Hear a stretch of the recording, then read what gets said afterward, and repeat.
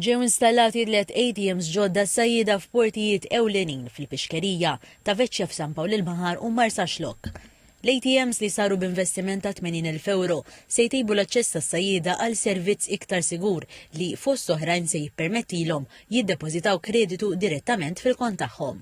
Id-direttur tas-servizzi tas-sajda Xiberras qal li b'dan l-investiment is-sajjieda se jkunu jistgħu jibdew jużaw l-ATMs b'mod faċli kuljum lejl u nhar b'inqas kariġġi fosthom mas-service pillars. Illum il-ġurnata nsibu il-fuq minn 100 service pillar. Service pillar huma fejn is-sajjieda jagħmlu kont magħna biex jieħdu d-dawl u ilma minnhom biex bekk ikunu jistgħu jinqdew għax-xogħlijiet li jkunu qegħdin jagħmlu fuq id-dajes tagħhom.